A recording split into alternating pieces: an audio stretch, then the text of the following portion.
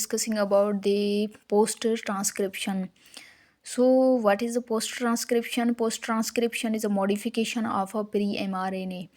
It means कि post transcription पहले तो हम ट्रांसक्रिप्शन को समझेंगे कि ट्रांसक्रिप्शन कहाँ होती है। तो ये क्या होती है? ट्रांस का मतलब है means to transfer, cription means to writing written. कोई आप मैसेज किसी को ट्रांसफ़र करें, मतलब अगर हम अपनी लैंग्वेज में समझें, मगर अगर ये डीएनए की लैंग्वेज में समझें तो डीएनए प्रोटीन मेकिंग करने के लिए जो मैसेज राइबोसोम को भेजती है तो उसको ट्रांसक्रिप्शन कहते हैं। और थ्रू दी एमआरएनए, तो फर्स्ट ऑफ ऑल एमआरएनए जो है वो डीएनए से बनती है, तो उसमें नॉन कोडिंग के पोर्शन भी होता है और कोडिंग पोर्शन भी होता है।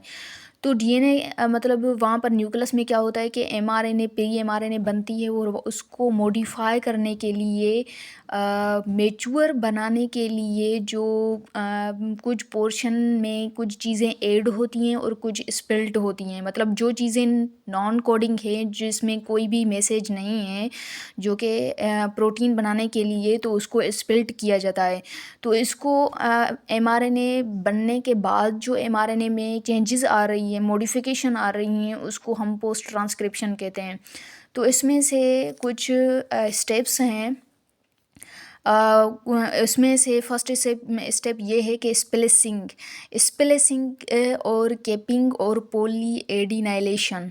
तो ये स्टेप्स होते हैं। तो स्प्लिसिंग का मतलब क्या है कि ये जो है एक एमआरएनए हम मिसाल तौर समझ रहे हैं, तो इसमें ये जो है इंट्रॉन पोर्शन है, ये एक्सॉन पोर्शन है। तो इसमें क्या होगा कि स्प्लिसिंग का मतलब ये है कि इंट्रॉन पोर्शन निकल कर और एक्सॉन पोर्शन एक दूसरे से मिल जाएं, तो इसको स्प्लिसिंग कहा जाता है। इंट्रॉन पोर्शन स्प्लिट हो जाए, उसके बाद जो है एक्सॉन कंबाइन हो, तो उसको हम स्प्लिसिंग कहते हैं।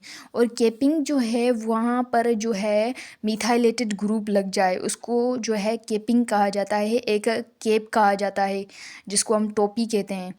तो वो जो है ईंट ऑफ फाइव ईंट ऑफ आरएनए पर लगती है। तो इसका जो फंक्शन है वो क्या है कि it is a protect from the degradation.